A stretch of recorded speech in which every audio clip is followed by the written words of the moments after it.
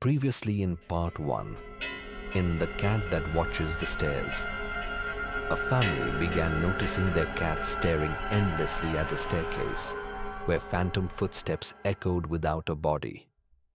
What started as unease grew into terror, when shadows seemed to move, and the stairs themselves groaned as if something unseen was climbing closer. Now listen to part 2. The house no longer felt like his. Daniel found himself avoiding the staircase, taking quick glances only when he had to pass it. Even then, his eyes flicked upward against his will, half expecting to see something crouched at the landing, waiting. Milo grew worse. The cat stopped sleeping in Daniel's bedroom.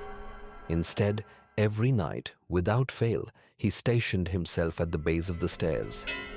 His green eyes gleamed in the dim light, unblinking, locked on the darkened landing above. Some nights, Daniel tried to carry Milo away, but the cat clawed and twisted out of his arms, yowling until placed back at his post. It was as if Milo had taken on a job, an unending watch, keeping something upstairs from coming down. On the 16th night, the silence shattered. Daniel woke to the sound of a crash. A picture frame had fallen in the hallway near the stairs. Groggy, pulse racing, he stumbled from his bedroom. The frame lay shattered on the floor. Milo was already there, tail bushed, body hunched low. His eyes weren't on the broken glass. They were on the stairs. The sound came again. Footsteps. Not slow this time. Quick, urgent, like someone running down toward them. Daniel's body went cold. But just as suddenly, the footsteps stopped.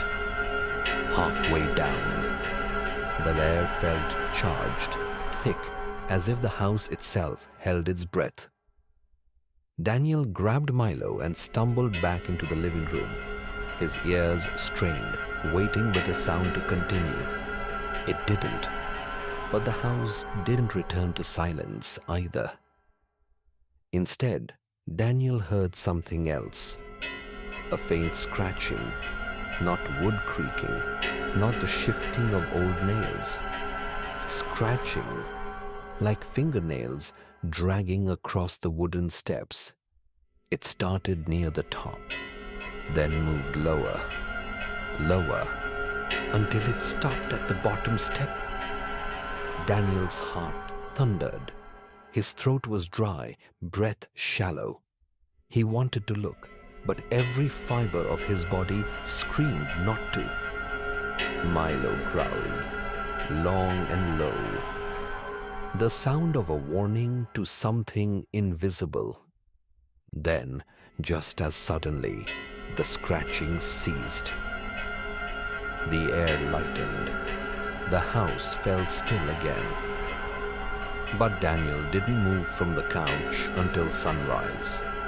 The next morning, Daniel searched the stairs. Every step bore faint scratches, marks that hadn't been there before. Thin, uneven, like they'd been carved in a hurry. He tried to rationalize. Maybe the cat had done it. Maybe the wood was weaker than it looked. But when he tried to line up Milo's claws against the grooves, they didn't match. The scratches were too long, too deep, too deliberate. And they ended at the very bottom step, as though something had stopped there, watching. Later that week, a neighbor stopped by, a woman in her 60s named Margaret, who had lived in the area for decades. She eyed the house warily as she spoke with Daniel on the porch. "You're brave moving in there," she said, her voice low.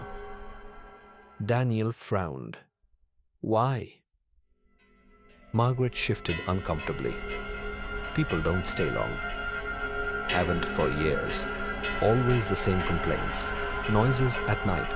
The stairs. Daniel's stomach turned cold. The stairs?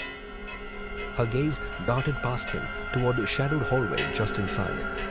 They say someone died here. Years ago. A tenant who fell down those steps. Broke his neck. But some people... Her voice trailed off. She shook her head. Some people say he didn't just fall. They say he was pushed. She left quickly after that, refusing to come inside. Daniel stood alone in the doorway, her words echoing in his mind. Pushed. He looked back at the stairs. Milo sat at the base, as always, watching, guarding, unblinking. Daniel tried everything to block it out. He worked longer hours. He left the television on loud at night. He even started sleeping on the couch to avoid the second floor altogether. But the house would not let him ignore it. One night, as he dozed, Milo's sudden yowl jolted him awake. The cat stood at the edge of the couch, fur bristling, gaze locked on the staircase. Daniel followed the stair. The steps creaked, slowly, one by one, as if something was finally descending. He forced himself upright, chest heaving, eyes glued to the stairs. He whispered, barely audible, "Show yourself." For a moment, there was silence. Then, the temperature dropped. A chill spread through the air, sharp enough to sting. And the footsteps continued. But this time, they didn't stop halfway. They reached the bottom. Daniel's pulse hammered in his throat. He stared into the dark hallway, expecting, dreading to see a figure. But nothing was there. Nothing his eyes could see. Milo hissed violently, lunging toward the unseen presence, claws swiping at the empty air in front of the first step. And that was when Daniel felt it. Not a touch, not a shove, but a weight, an unseen pressure in the room, thick, heavy, oppressive. The sense of something standing right there in front of him, watching. That night, Daniel didn't sleep. He sat frozen on the couch until morning light bled through the curtains. But exhaustion eventually won. And when he finally drifted off, he dreamed. He dreamed of the stairs. Endless, winding, stretching into shadows that never ended. And from the top of those stairs, he heard breathing. Then a voice. It wasn't a voice he recognized. It was low, guttural, broken, like someone forcing words through a throat filled with water. It whispered his name. Daniel. He woke with a scream, drenched in sweat. Milo sat on the couch's armrest, staring at him with unblinking eyes. But the worst part. Daniel swore he still heard it, faint, right at the stairs. His name. From that night on, Daniel understood something terrifying.